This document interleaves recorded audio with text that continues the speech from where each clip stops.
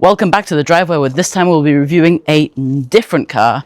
This is a 2024 Ford Puma, and today we'll be doing a full walk-around review and interior review of it. But before we get into that, I'm Thomas, something's back in the intro, and this is the Full English Cars.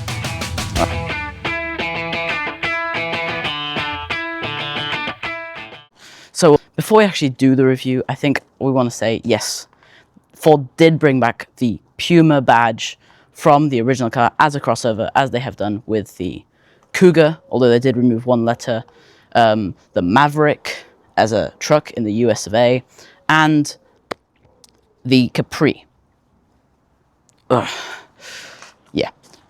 But I think, to be honest, if you look at this as a car, not as a reboot of the Ford Puma, as it's not really, they just wanted to bring the badge back for some nostalgia for some people who actually remembered the Ford Puma. It actually is not a bad looking car for a 2020s car. You got a relatively large size grille, however, it's not super large. Kudos to Ford, come on. They've kept basically what is the same badge for ages and ages and ages. Only changing, I think it used to be chrome and this is white. It's still the same thing. Just as overcomplicated as ever, which, like, yeah. Too bad they don't really make as good cars these days. So, over here we've got some real vents, actually. They may look fake here, but they are real in there.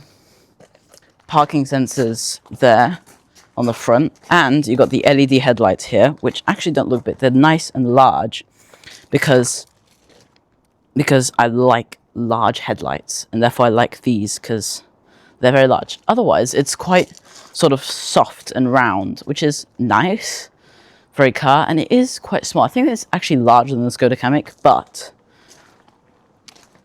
it's still relatively small as a sort of crossover SUV thing.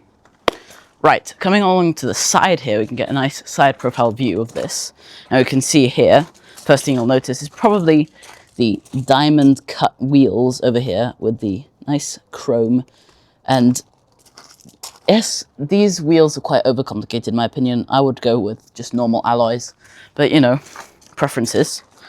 Also, you got a lot of rubber trim, which can say is sort of not as good, but it does sort of give it a sort of more off-roady vibe, especially with this ride height that you see. The side skirts don't come down very far, which gives it a more lifted look, which is probably what you'd want from what is a sports utility vehicle, what's designed to be a sort of mini sports utility vehicle. Right, we'll come around the back here, and here we have the Puma.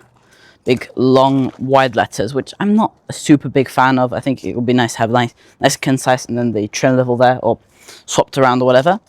But, yeah.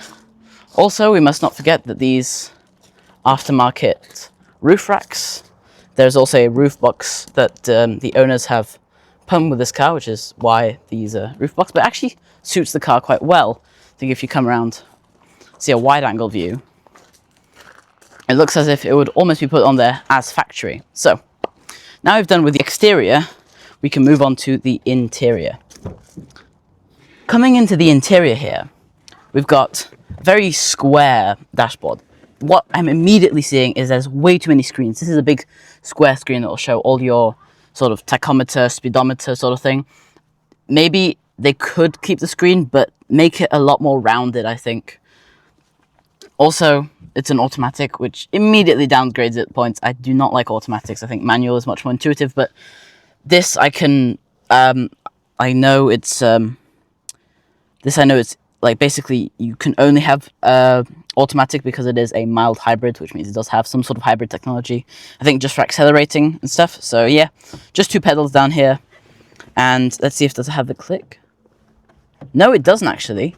It doesn't have the final click, so when you push the pedal down on some cars, there'll be a little click, and that's when it'll give the full power. You can have it all the way there, and it won't give the full power, but you need to press the little button. That'll probably be down there behind the pedal. Yeah, big touchscreen here, and power start-stop, so no key, but you will need the key to be nearby to start the car. I'm not sure where the hood release is. Oh, it's down there. Again. Is that just a thing on all cars now? Do they all have it on the left-hand side? I don't think so. But this one seems to. So let's flick that, pop the hood, and come back out. And over here, we have opened the door, so the headlights are still on. You can see these are just the daytime running lights, and then you'll have these LED headlights. I'm not super big fan of LEDs because they're kind of blinding sometimes on certain cars. But otherwise, let's see what we have here. If we can open it.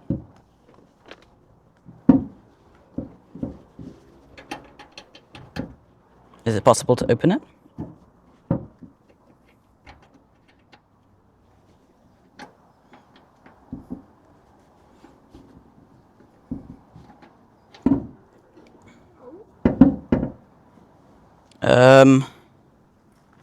No.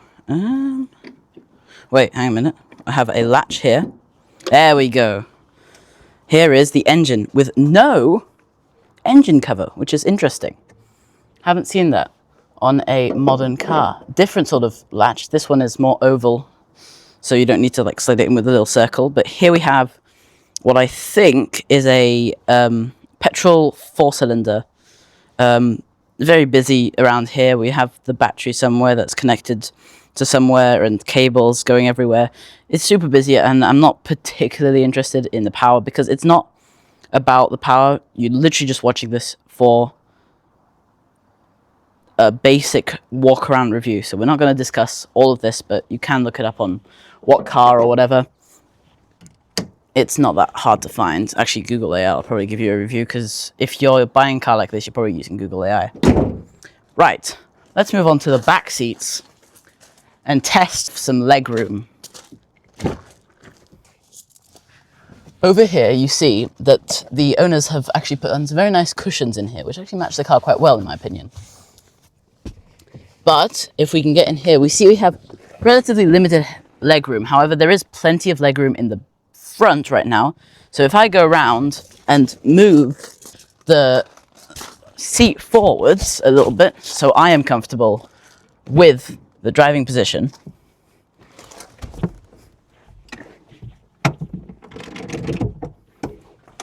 Something a little bit like this, then we can try and see if the cameraman will fit into the little cubby hole of the seat.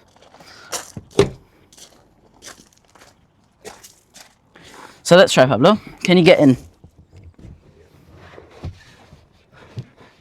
And that is a yes. That is pretty good legroom, although when the seat is fully back, seat is relatively limited. However, you actually get a lot of push space with this back of the seat, which I'm not sure how comfortable it will be from the front. I think it's actually okay. But yeah, not the best because I'm not like super tall. So, you know, it'll probably be a lot smaller for a full-size adult. So let's go out. I must also say that this car has some very nice soft closed doors. You don't even need to push them that hard. You can just let go of them basically and they'll close themselves, which is not a thing that you'll find. Usually they'll sort of stay up, but as you can see, if you bring them out far enough, they will stay up. I think it's probably the closest you can get them is there, which can be good when you just want to close it quickly, but when you're getting out in a parking lot, it can feel probably going to be a little bit more difficult, especially with the parking lots we have here when the car parking spots were designed for the cars from the 1970s.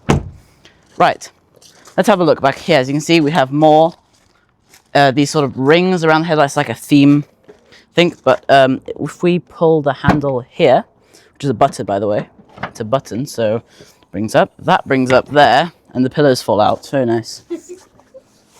But here we come on to the car's party piece. This is a very average sized boot. However, if you unloose this latch here, well, it's not actually a latch, it's just a handle, you get boot space for days with an umbrella. Yeah, but the point being that you can easily fit a spare tire and still have plenty of room for extra stuff. So I'm not sure why you'd want this other than to hide the actual boot space to surprise people. But yeah, in case you're probably traveling with smaller luggage, like just like the shopping or whatever. So yeah, and we can also see we've got plenty of lights here and plenty of stuff. Be careful when it's closing. It is, you have to definitely push hard on this boot, and there it closes there. And yeah, what I want to say as well is the theme with got a lot of grey plastic, a lot of grey plastic, a lot of grey plastic, a lot of grey plastic, a lot of grey plastic, a lot of grey plastic. Actually, that's black plastic. But also one thing up here, the antenna here, it's not a big thing, but why is that black? Like, surely that should be better paint matched. Like, I don't get it. Also, it's not incorporated with this. I don't care though. It's fine. We can pop the fuel latch. As you can see, it's a lot cleaner actually than the Skoda's fuel stuff. The Skoda's fuel stuff has got plenty of stuff in it, but here you can just, that's a, I'm not sure what that is for, but that's a thing. And here you got easy fuel. You literally poke it in.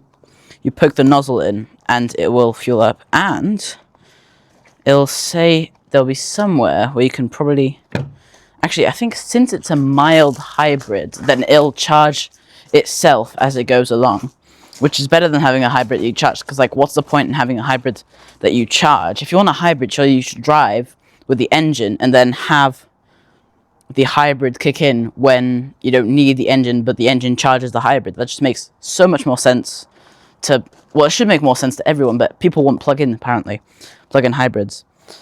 So yeah, a pretty average car, I want to say this. It's not super, and then it's not bad. It is okay. Although, I gotta say, Ford, please, less screens. Less screens on this. It's very annoying. I wouldn't want to drive this, mainly because, one, it's an automatic, and two, because it has so many screens. But yeah. Ford Puma. The second ever car reviewed on the Ford English Cars.